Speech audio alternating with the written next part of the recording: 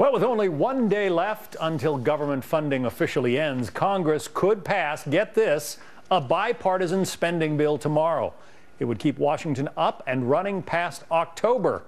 The $1.1 trillion proposal restores funding for our military, as well as paying for highway projects. It provides money for the president's plan to expand early childhood education.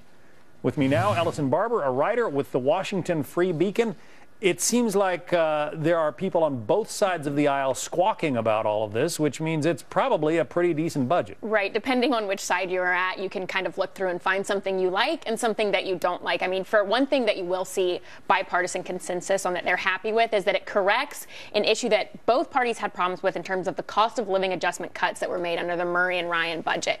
They've changed that to where they provided an exemption for veterans with disability pensions. And that's something that I think you're going to really see both Republicans and Democrats rally around, because they had a big issue with that under the Murray and Ryan budget plan. So no government shutdown in the near future, or so it would appear. So it appears they do. It's a huge bill. I was talking with people that worked on the Hill this morning, and it is 1,500 pages. So they're kind of going through all of it right now. But if you listen to the Republicans' weekly address this morning, and they also had their behind closed door meeting, Speaker Boehner said that, you know, they had this thing and they were looking through it, and they hadn't made a decision yet on what they're going to do with it, but they were encouraged to have it and they wanted to have something passed. So it seems like it is probably going to line up to where they will get this passed. The Republicans have been trying to defund, derail, decommission Obamacare. There are some cuts to Obamacare in this. There are. It's a $1 billion cut to a program that's a part of the Affordable Care Act called the Prevention and Public Health Initiative. And basically what that does is it provides different money to public prevention initiatives. Like one of them is tobacco prevention initiative. And that's an area that Republicans had a problem with that because they thought it was very ambiguously written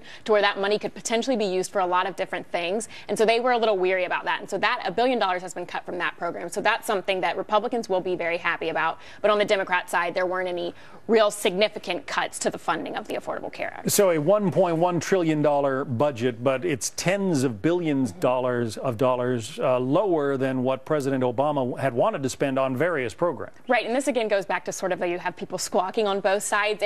It's $25 billion more in spending cuts than the Senate wanted, but it's $25 billion more spending money than the House wanted. So it has kind of come down to where it is in a bit of an in-between. So the art of compromise is maybe alive in Washington after all. It looks like it is for a little bit. I was surprised to read it's $164 billion lower than President George W. Bush's last discretionary budget. Right, it is. They say that that's when it's adjusted with for inflation, that it ends up being a little bit less, but it still is a significant bill. I mean, it's $1.1 trillion, which is a lot of money, but it's something that had to be passed. And I think from a Republican standpoint, they're seeing this as we kind of need to get this passed because we want to focus on jobs, a job report that we didn't think was good, and the problems with the Affordable Care Act. And they want that to be their focus moving in towards the election. And for those in the private sector who haven't seen any kind of a raise in years and years, they'll be happy to know that our federal employees are getting a 1% pay raise out of it. Right. I'm sure that will thrill a lot of people.